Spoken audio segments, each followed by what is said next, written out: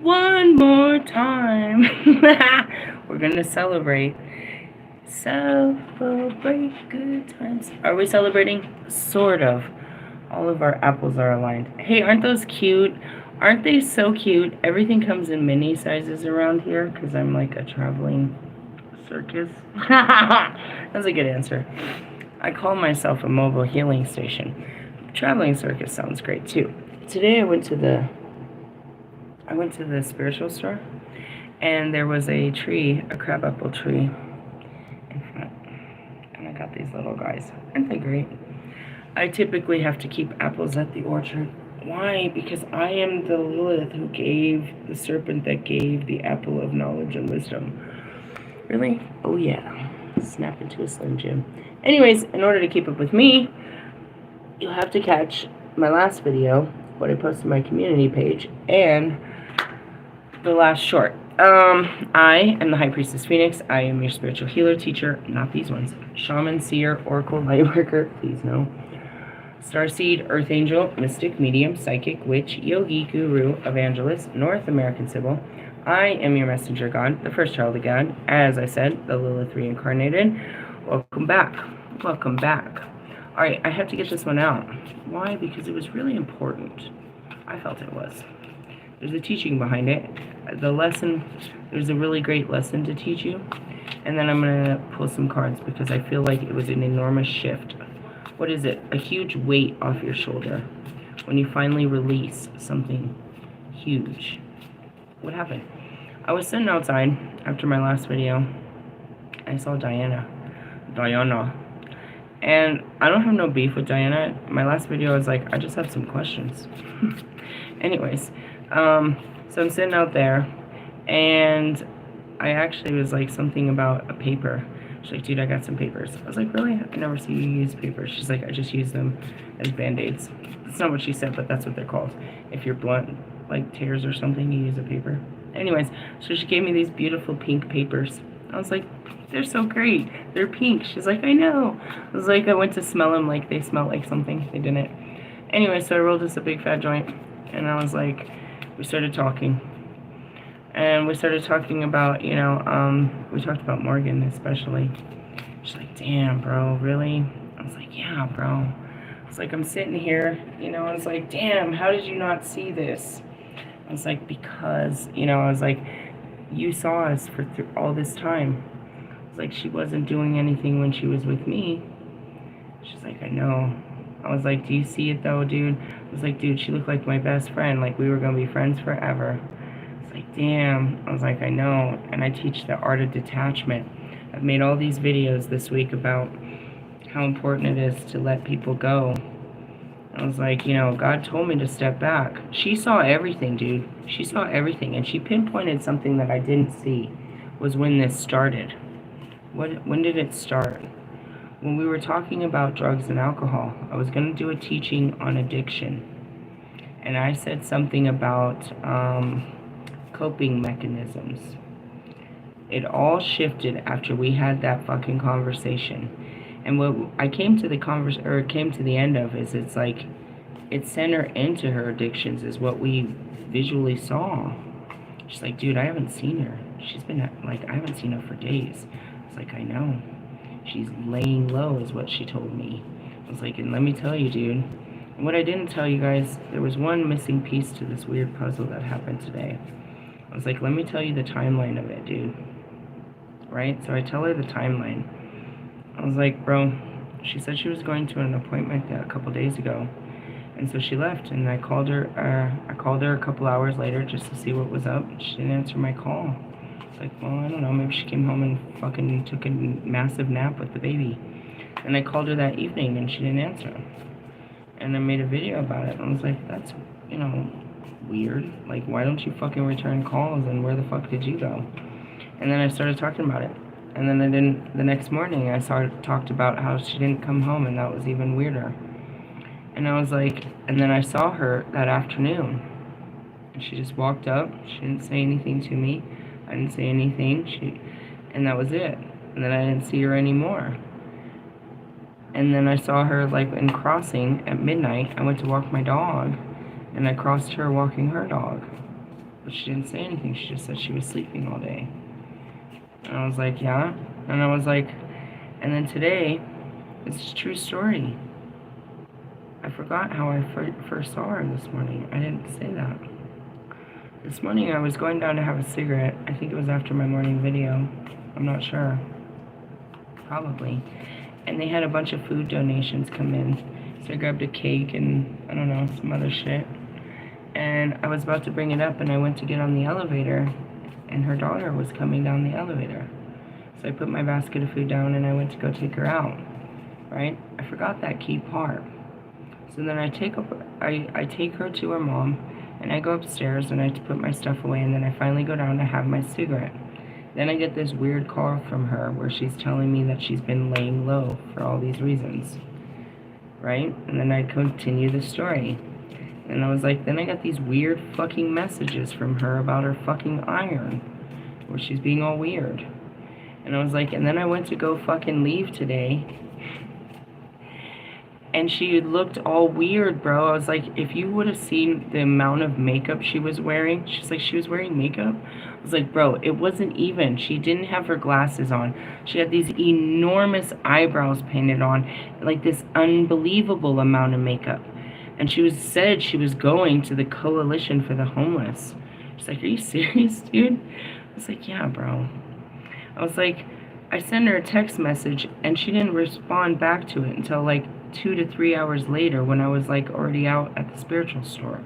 I was like, she's either going, you know what I mean? Her erratic behaviors either say that she has a personality disorder or it's the absolute obvious. I'm just like, yeah. She's like, damn. I was like, I know. And God told me at the bottom of the deck is the tower. We're going to go with it this time. That's what I said. I was like, it's a whole fucking tower moment. I was like, God told me to stand back. He didn't tell me what was happening, but he just, all I got was the warning to stand back. It was going to happen no matter what. But was I going to miss it? I was like, this whole time, this wasn't who she was. I spent every day with this woman. She's like, damn. I was like, didn't it look like we were friends? She's like, yeah, bro. I was like, you see how fast it is? And this is where God says I have to walk away. She's like, damn. And she saw it. Nobody ever sees it. I get so close. I'm so grateful to have you. I even send you messages telling you how important, how glad I am to have you in my life, to have this connection. And then he tells me to back up. And I have to, with no knowing. And I back up. And that's when the shit hits the fan. It's like I have a quick minute to get out of the way of what's about to come.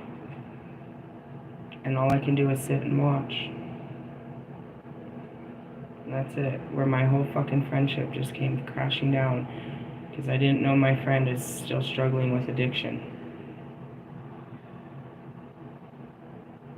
How did you not know you're psychic? Because I'm telling you the truth. She wasn't doing anything for the last 3 weeks that I've been hanging out with her.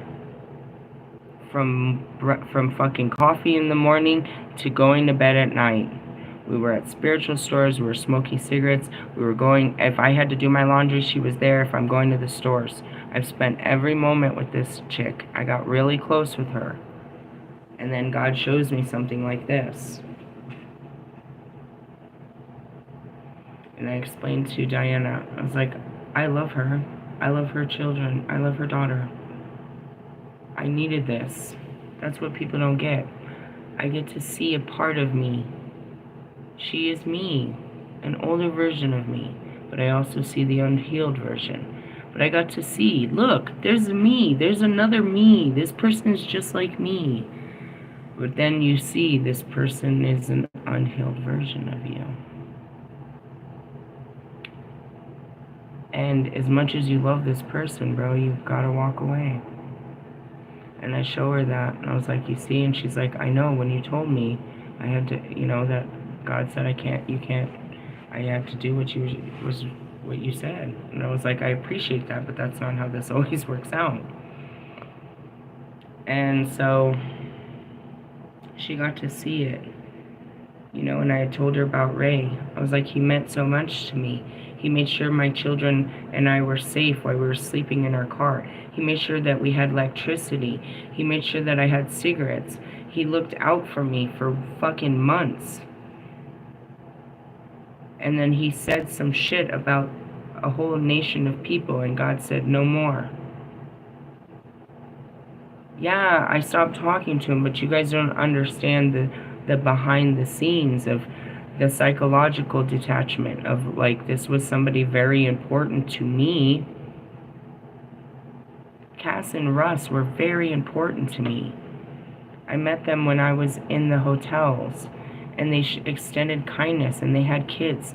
They called me to make sure I wasn't alone on Christmas.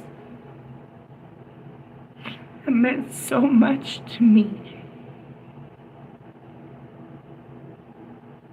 It meant so much to me. The same fucking mechanic that fucked up my car, and his woman that kept trying to get me to, you know, help me with my kids to get them into school, who brought me again on Christmas. They meant so much to me.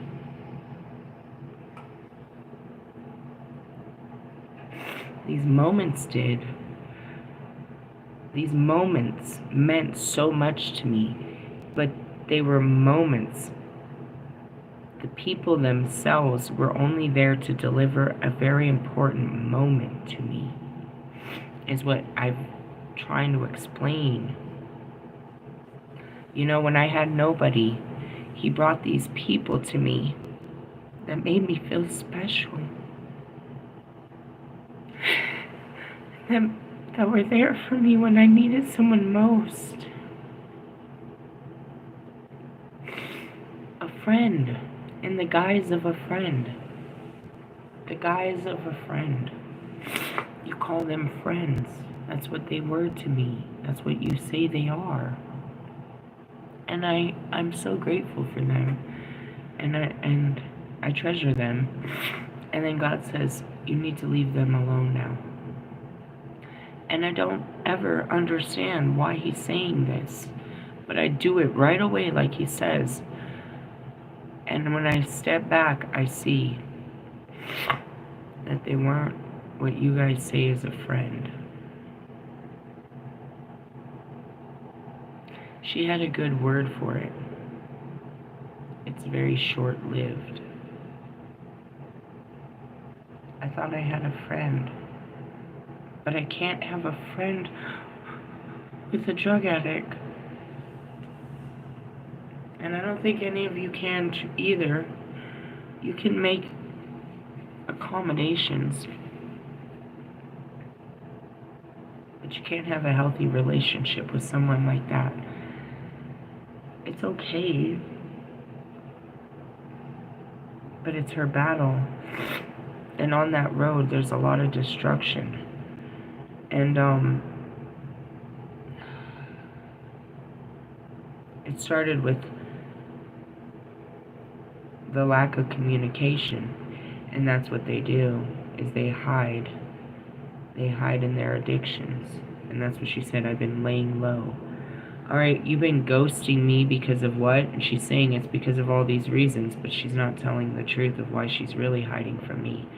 And why is she hiding from me? Because she's doing something that she knows I wouldn't approve of. That goes back to my ex-husbands. How did you not know? Because they didn't do it with me. That's what you don't get. People would leave me. They would create chaos and abandon me and fight with me so that they could take off in their addictions, so they could do the things that they couldn't do with me.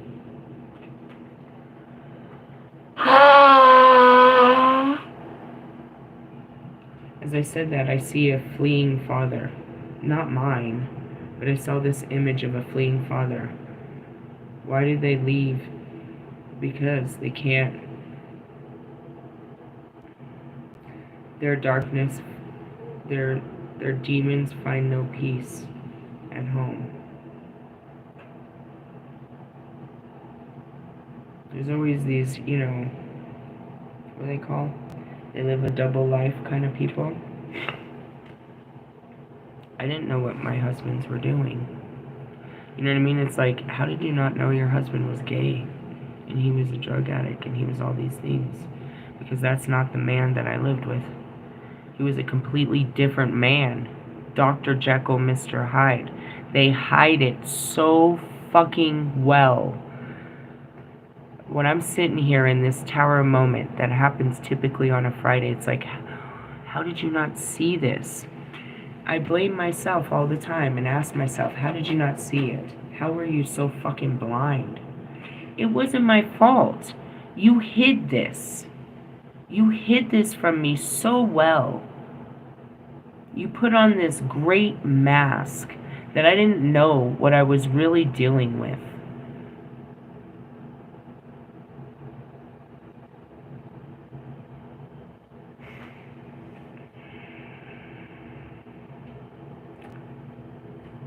And that's why I don't have any friends. I try to make friends, but I hope this doesn't ruin this video. When I push buttons, sometimes it ruins the video. I try really hard, but I can't say that. I was about to say I make friends with the wrong people. No.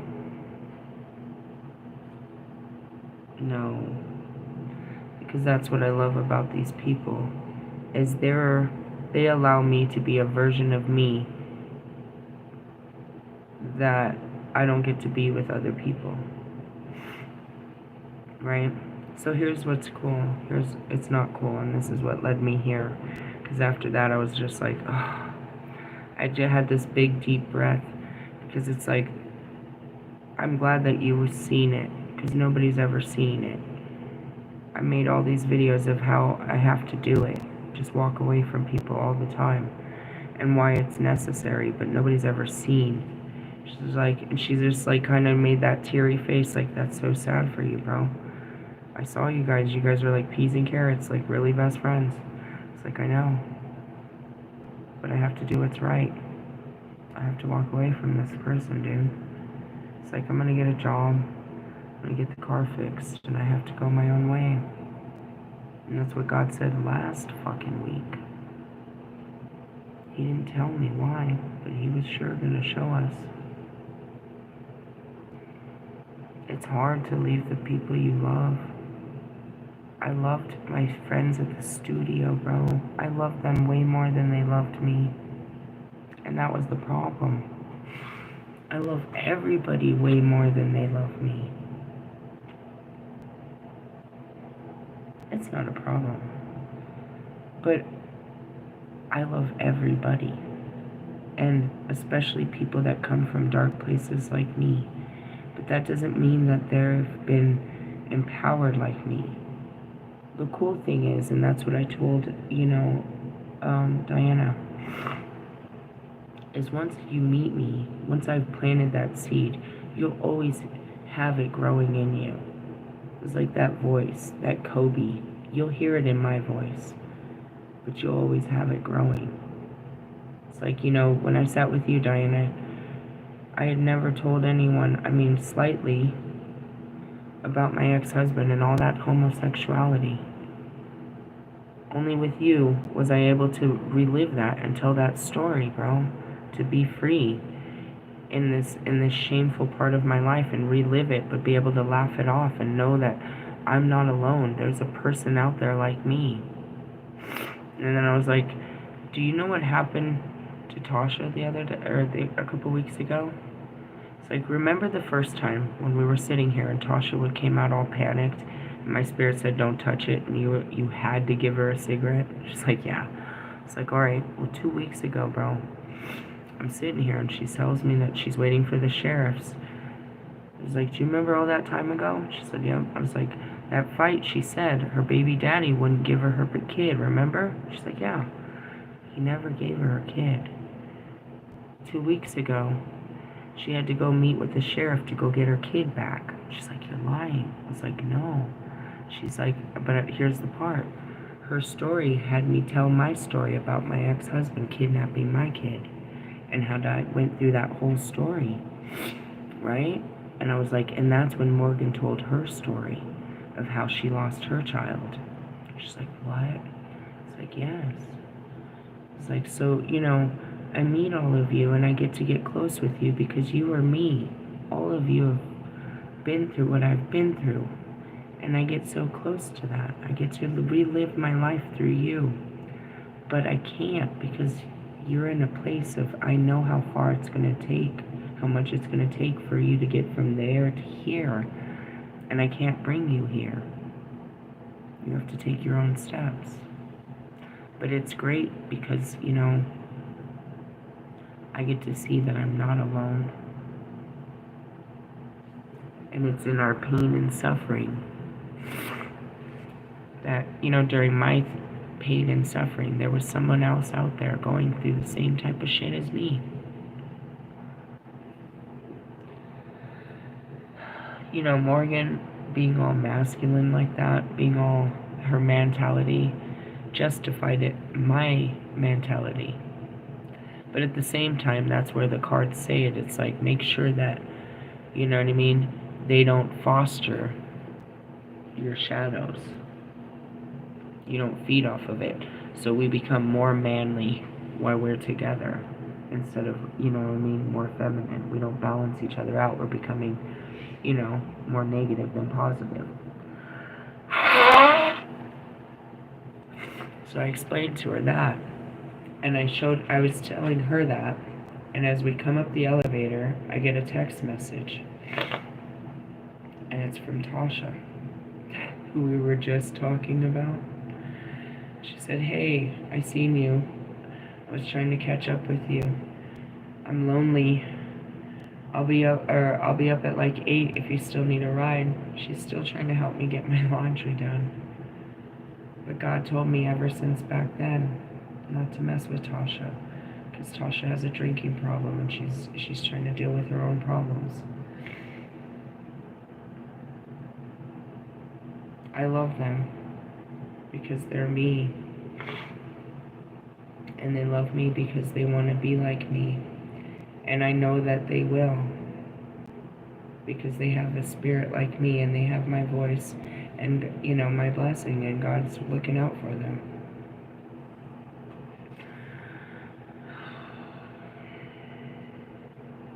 As much as Chris was an asshole, bro, my roommate that I lived with, I loved him, bro. I was so grateful to him. He gave my family a home and a wonderful freaking summer, and my kids got to go to my school. He fulfilled a dream of mine by just his kindness and letting me in. I was really grateful for him.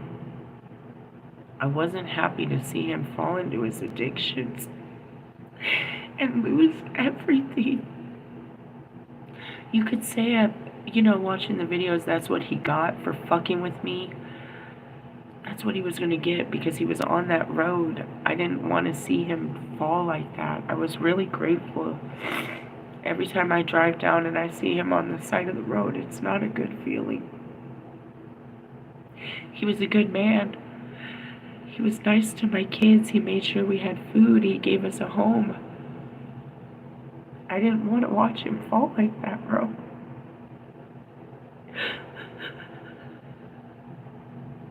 I was grateful to him.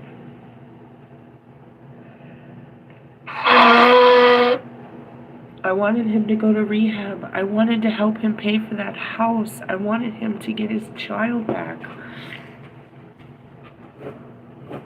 I didn't want that for Chris, bro. That hurt.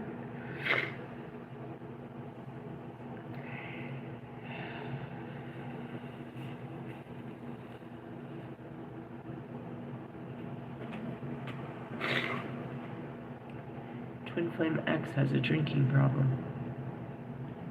Russ has a drinking problem. Marshall hangs out with drugs and alcohol. He's a recovering addict, and so is Royce, but still stuck in the fucking shit. You can understand why I went pretty crazy for Cocoa Puffs on Marshall when he came out with a gin and juice ad. Alcohol and drugs have been a part of my life. I was probably born on them. I know my brothers were. It's been a constant battle. Them asking me to open those books was asking me to open the pits of most people's hell. And when you open the book of truth, it shows you it all. How many people are battling it in silence or very loudly?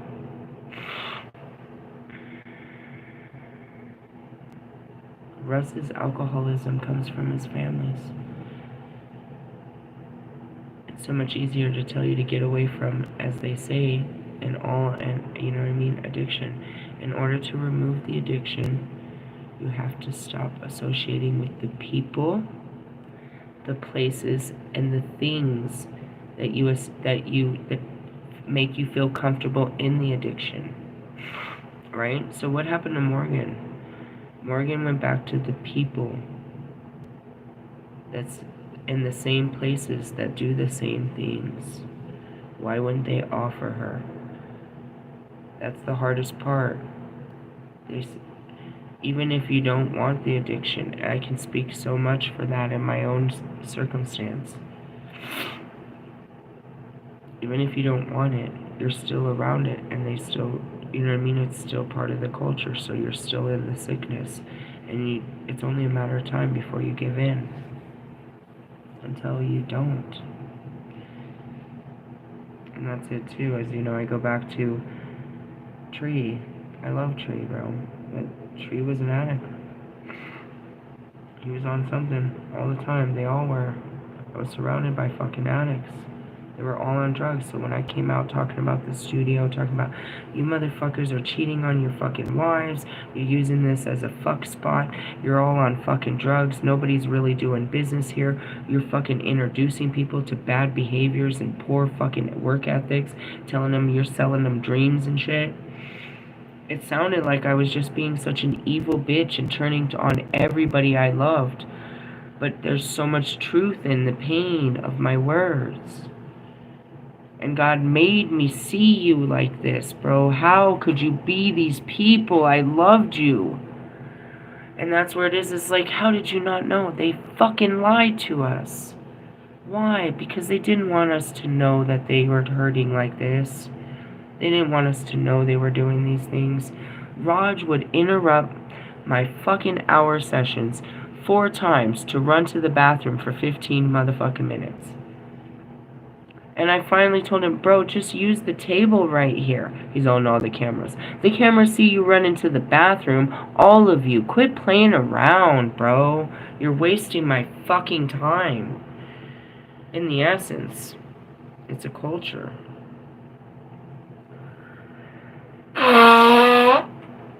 Am I fighting a person or the biggest wound in what could be American history?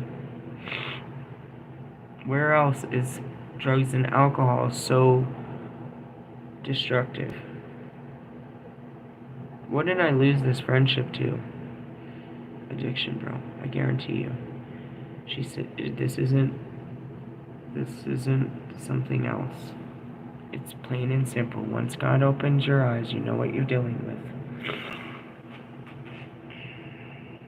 And that's where it is. It's like, I can't break this for you. If that's the case, then I should have just kept my first drug addict fucking husband and all those drug addict friends. I could go back to my drug addict families. I could go back to my alcoholic sisters. I could go back to all the drugs and alcohol if I was going to accept it.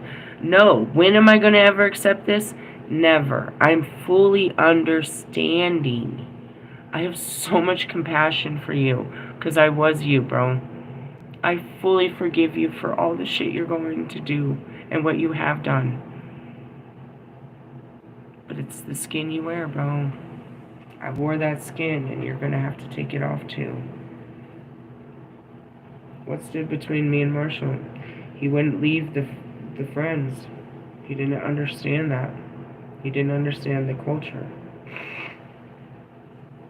Everybody has to make their sacrifices. That's a very big one. And when I see him, I see juice. Why? I don't know. Conversations they had. Something about the conversations they had, and then Juice died. I don't know. What, it's a Phil Collins fucking situation? I don't know. Talk to dead people. They show me shit. I'm not really trying to be right there right now. And that's where it is. It's like, I make this shit look good on paper.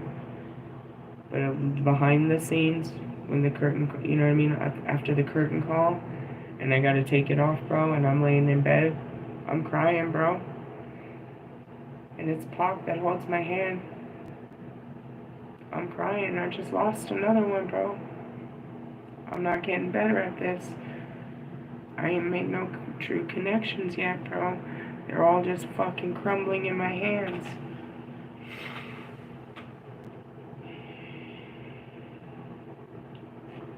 Welcome to 10 Days of Healing. Provided by who? I'm gonna say Kobe Bryant. He keeps us going. We started the morning, and this is now, we're in 1 o'clock the next morning. This is very Kobe. He don't have no respect for time. Go right ahead. We're in day 2 of the layers of funness. Starting our morning with the tower. Hey, how are you? I am the master at this. As you see, how do you do it? You let it flow, bro. Gotta get angry, gotta get sad, gotta get it out. Alright, so by the time I pull the cards, it's nothing but confirmation of what I've already been through. We're going through it. Tomorrow's Thursday. Let's get through this so we can enjoy a good day, right? Because game 2 should, hopefully won't come till Thursday evening. Anyways, I don't know what the fuck is. What is the tower? Revelation. Let me pull out the card, the guidebook for this bullshit. Oh god. What a way to start the day, huh? Hey, that's how we fuck around over here. Fuck around and find out. Is the tower by the hour? I went to Temperance. Amen. The card of Sagittarius. Temperance. What is it? My mind's telling me no, but my heart, meaning, nah, dude, don't fuck this up, bro. Don't. And that was before I saw. Don't be acting like a bitch. Don't fuck up another relationship, dude. Don't do this. Sometimes your patterns are in play, but some of them are necessary. Some of them are put there. Alright, so that's the tower card. They always come in these delicious flavors. I have this unbelievable, I swear I moved in and that was there. It's a tarot card, and it literally was described like in, here's another one. They're always the same. Oh, we pulled the tower over here. I think it's probably one of our next cards. Let's see where we are. I wouldn't be surprised if we're not in the tower right here. Are we? I mean, we were at the Lovers. I feel like it should be. What comes after that? What comes after the Lovers? I guess I could cheat right here and find out. You don't know? I don't know. Not right now. The Chariot. Well, that's pretty cool. In the essence, I'm going to read all of this together, and this is going to be our conversation from the universe. Alright, let's talk about this tower by the hour. I'm going to give you the whole description for everybody that's new. What is tarot? It's a journey. It's a journey, and each card teaches you where you are in your journey. Other people use it as other forms. I'm not going to teach you what they use it for. I'm telling you what it is. So where are we currently in our journey? We're facing towers. Okay? You were considered the fool in this story, and that's what we are. We're all fools. Sorry, there was something on my screen. As the fool journeys on, thinking he has finally left his old self behind, he comes to a tower rising over a stormy sea. Oh, it still says the same. Though it seems to be a powerful protective fortress, the fool thinks they want me to pull the tower card in both. Okay. I hear you. What do you mean here? Well, it's more like I see you. Alright. Though it seems to be a powerful protective fortress, the fool thinks it looks forbidding, more like a prison. You have built this tower from lies, the wind whispers. It is made up of all the dogmas and masks that you have built around your soul. The lies you have told yourself about who you really are as you've strove to make your own way in the world and prove yourself. Inside the tower, you could convince yourself that you were superior, but in reality, it is constructed of self-imposed limits. Brick by brick, it is built on false foundations. Until it crumbles, your soul will not be free and open to all possibilities it can experience. Only the limitless power of lightning strikes of God can destroy the tower. When it does, what will be left is absolute truth, and only on this foundation can you rebuild yourself. That's where everything comes crashing down. What? Your reality. And that's that famous saying, the truth shall set you free. You never saw it like that before. You never saw this. What you're seeing is the truth. What is the truth? Bro, she's fucking up. Oh, no, Nika. No, I can't make any excuses. There's no way in my imagination I could say that it's anything less than what it is. And that's the truth. Bro, you know she's on drugs right now, bro. You know that's what's going on right now. Fuck.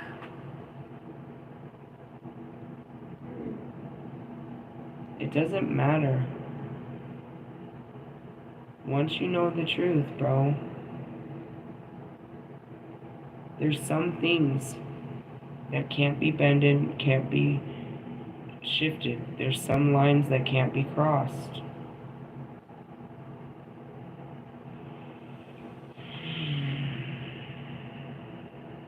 I don't know what to say. And that's where it is. That's where my current tower is. Let's talk about it. Upright meaning, the lightning flash of truth breaks down the structure of lies in a tower. Meaning what? That we had a strong foundation. We were going to be great friends, and that, you know what I mean? We could get into housing, and we could figure this all out, and we could, you know, I have a friend, and I have Thelma and Louise. Stupid. A shocking and painful revelation shatters false beliefs and institutions, leaving you devastated. It shocks you to the core. It's like, fuck. Your world is in turmoil, and it'll never be the same again. This is a crisis that shakes you to the core. Whether it is a divorce, broken engagement, betrayal, enforced stripping of a mask you chose to wear, the failure of a business, loss of a job, death, health problem, loss of a cherished idea or belief. Take comfort in the fact that nothing built on false foundation could last. She wasn't going to be able to hide this forever. And of course, right around the first of the month, it starts showing its ugly little face.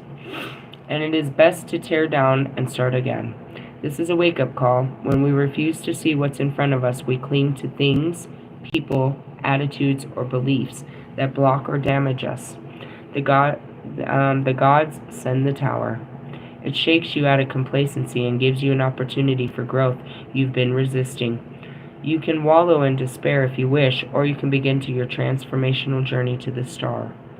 What is that? Well, in all things, it's taking into consideration. I was considering you in all of my doings. Once I eliminate the consideration of you, now I can do without considering you. When I take in consideration, it's not consideration. You know what I mean? We were talking about shit like that, like getting housing. She literally said, if I get my housing before you, I'll get a bigger place so that you and the kids can come with me. That's amazing. We were trying to build serious, you know, I can get a job, I can help you with the, you know, your kid. I can teach you this. You know, we were really trying to build a future. But I can't. Not on this. Not on lies and secrets.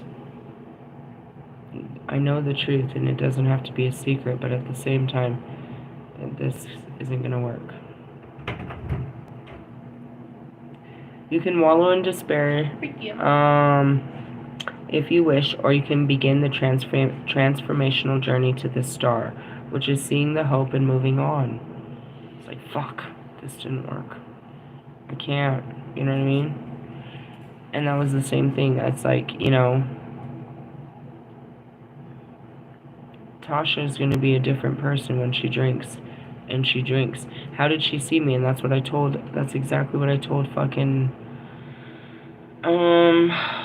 Diana as we were coming up the elevator. I was like, you know how she sees me? Because she says she's sitting in her car fucking drinking. Or she sees me from her window. She watched me do the whole full moon ceremony, but wouldn't come up to me. It's like their spirit won't let them come up to me. I have the best intentions, but they don't. It's not that I won't accept you in your sickness, but I won't accept that you don't want to get healthy. And that's what it was. Dude, as I say Dr. Jekyll and Mr. Hyde, I'm seeing him again. Chris was a really nice, kind, cool guy. But when he got drunk, bro, he was a fucking sociopath, a narcissist. He picked on my kids. He called the police. He made up lies. He was weird as fuck. He was a total different fucking person.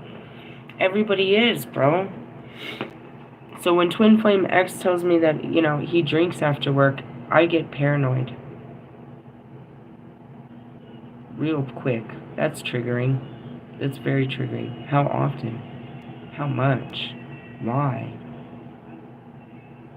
What do you become after?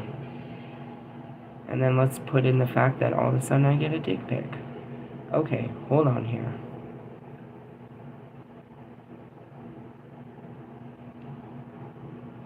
You see? That's what it is. Sometimes when you hold out details, those little details make the story. And that's where it is. It's like, if I wouldn't have told you guys about my ex-husband being a flamer, all that homosexuality, you wouldn't have really had full understanding of what kind of terror he put me through. Imagine, this is a man that hates women because of what his mother and his sister physically did, the sexual abuse from his sister. He hates women. His sister raped him.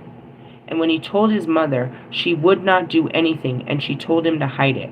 When he told his father, he acted weird and asked him, well, what, did you like it? So nobody fucking avenged him.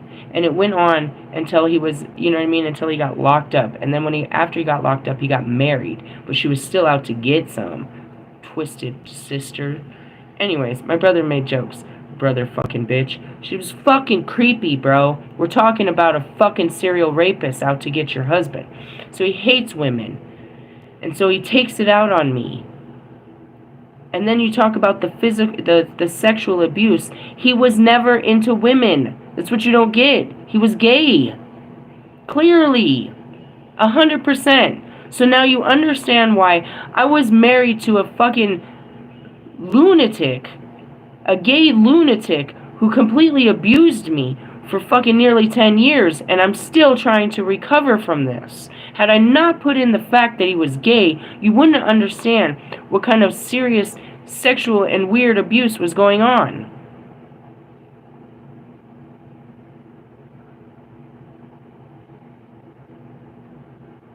Sorry, I raised my voice because anger comes with these feelings, and then I'm going to cry really hard about it. It's because it's like, you know, you go through these ups and downs with a person because you fucking love this person, and you're watching them, you don't even know what's happening. You're just like trying to get back to the beginning of where this relationship was fucking good. When was it good? When they were pretending to be a good person, bro. But the longer you spend with people, the more comfortable they get with you. And the more they feel more comfortable to take advantage of you and show you who they really are. It sucks. And that was my last, you know what I mean? I'd say this is a whole moon day energy all the way around. So last Friday I hit a tower of realizing that that's where your mentalities are. I'm just dealing with your minds. This is always going to lead to this. I never had a chance of making a real connection with anyone why they are still in the mind. So then all this week, it's like this fucking, oh God. It's so weird. It's like the reverse moon cycle. It's like instead of shedding it and you know what I mean, losing it all, it's like building up to it all. It's like you're seeing it. How it's literally impossible. Oh, sorry. Anyways, this is a learning curve for all of you because there are people in your life that you're just not accepting reality about, bro. And I understand more than anybody does how difficult it is going to be for you to walk away. I've had to walk away from fucking everybody I love, bro, and I keep having to do it. If I didn't do it, I wouldn't be healthy. Oh, God. The road to fucking happiness is detachment, bro. And I might as well just tell you right now how painful it is. But you've got to do it. I had Kobe and Pac and God and everybody trying to show me how important it is to just walk away. While my mind's saying, no, I don't want to. Please don't make me. I'm scared. I don't want to be alone.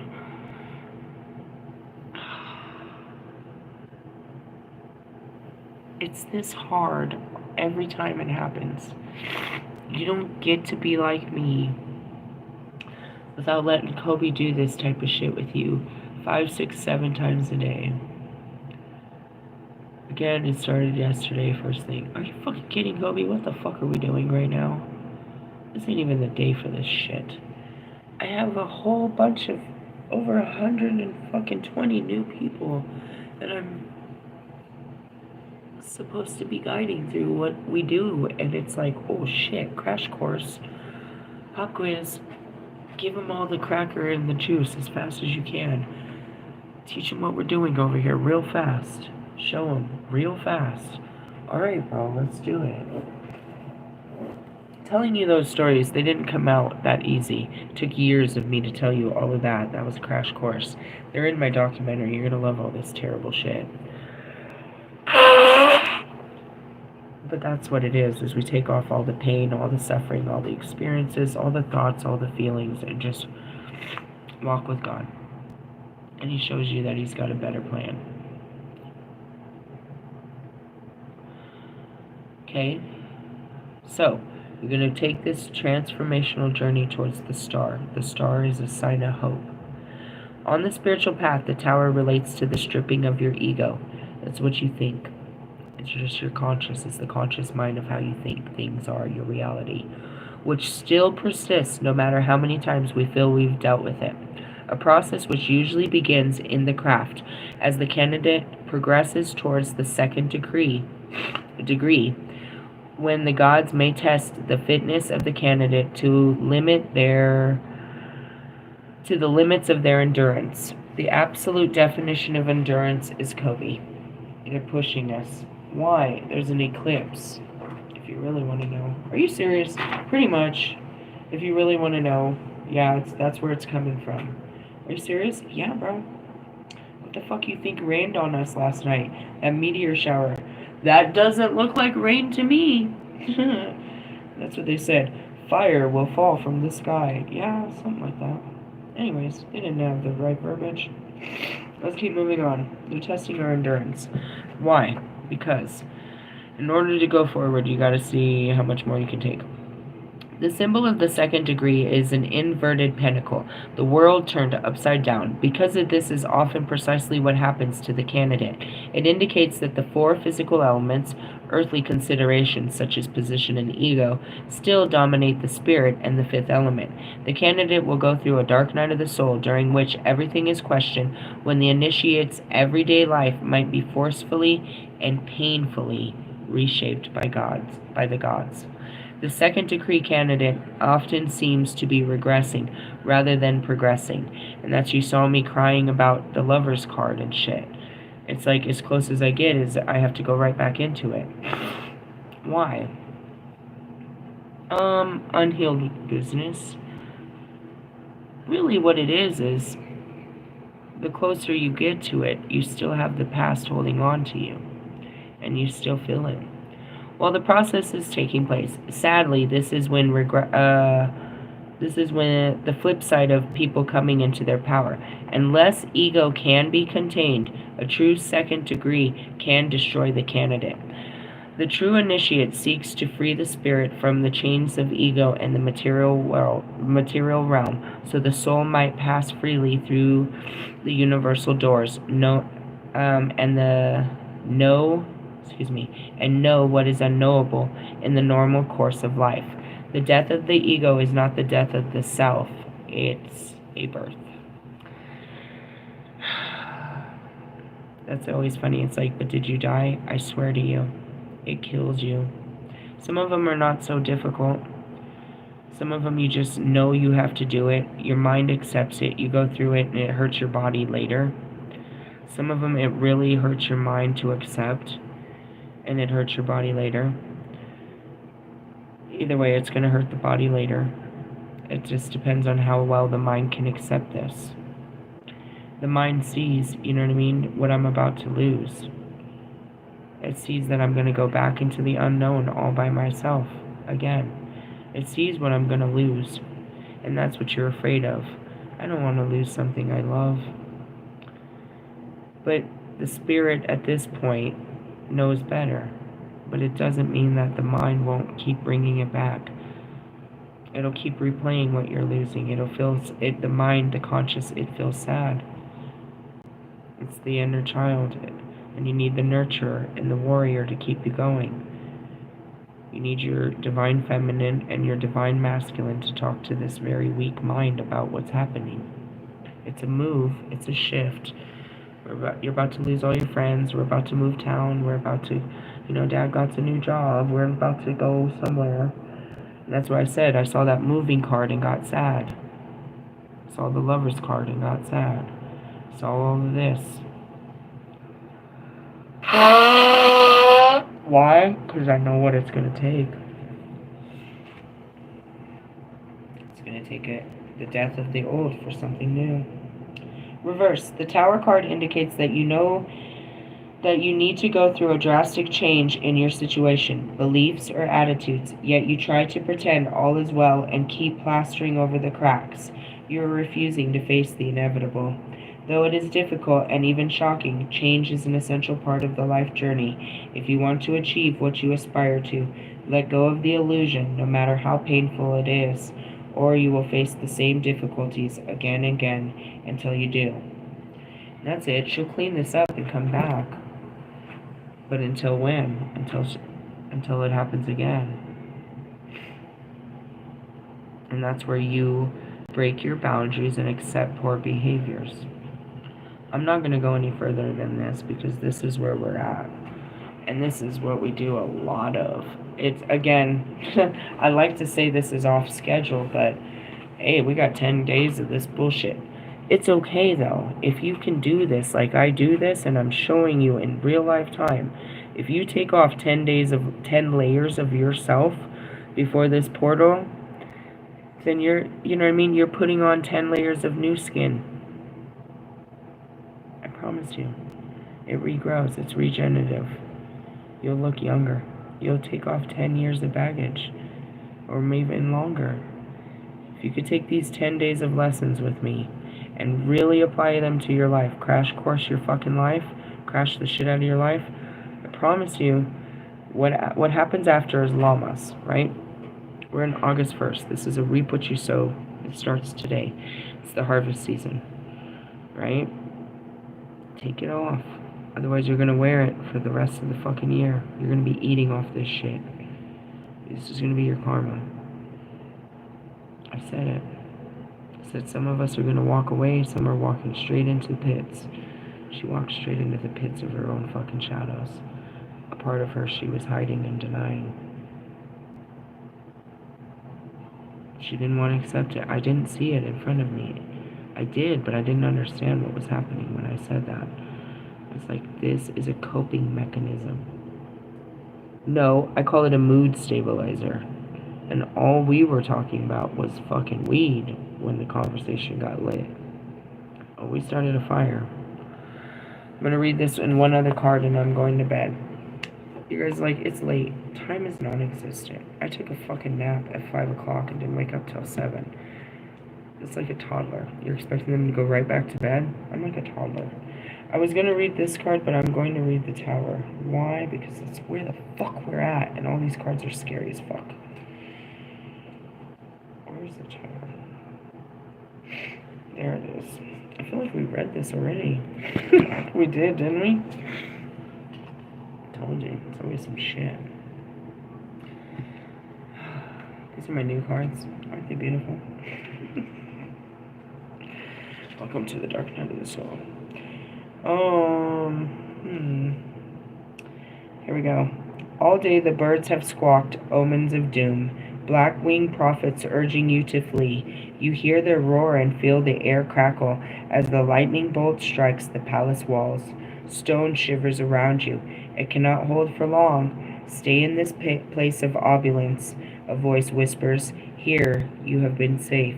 But the birds' warnings screech in defiance, ringing true to the honey-sweet wound. You seek the door as beams creak and moan. Imminent disaster, a shake-up in the natural order, a chance to relinquish old ways of thinking. Uncomfortable truths rise to the surface. Bow, wow, wow. It's uncomfortable. Damn it. You made friends with a whole geeker? I mean, you should have seen that.